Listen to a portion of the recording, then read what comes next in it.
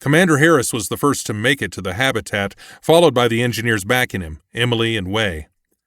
In concert, the engineers gave literally a red light before booting up the systems and emitted in an unmistakable sound, "Stop!"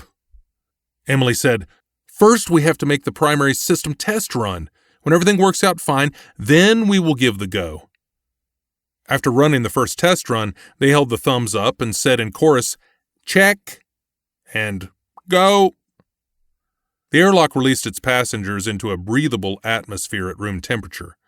The average outside temperature on Mars is approximately minus 63 degrees Celsius, minus 81 degrees Fahrenheit. Before they took off their helmets, Ivan unexpectedly held Sophie from behind and shouted, "Stop, Sophie!"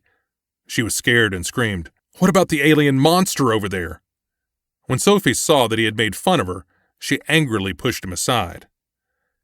Commander Harris frowned and took off his helmet. "All right, you lovebirds, now stop playing kindergarten games. We have a serious mission to attend to." Because of the upcoming storm, they decided not to check the MRV yet, but rather sitting duck in their habitat. Fortunately, all the food parcels had arrived undamaged. In this way, the basic needs of the famous Maslow's hierarchy of needs, often depicted as a pyramid, were secured.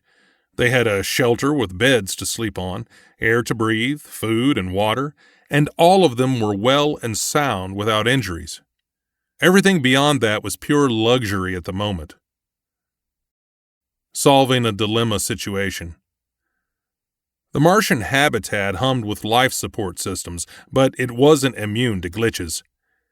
The crew members were first relieved that the primary systems seemed to work properly.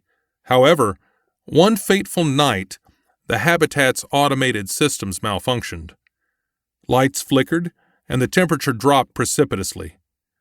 The cause has been found quickly by the team's engineers, Emily and Way.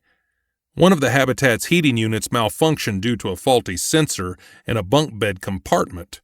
The temperature plummeted rapidly, threatening the crew's well-being. The engineers scrambled to find the issue, but the repair would take hours. Meanwhile, frost formed on the walls, and the crew's breath hung in the air like ghostly wisps. Therefore, they needed to isolate and shut down this faulty bunk bed compartment. Commander Harris said, "Now we have to solve the following dilemma situation. We are 6 astronauts, but only 5 beds available. Who will draw the short straw?" Surprisingly, Emily suggested, "I will sacrifice myself. I will sleep with Way." Way was hissing in anger.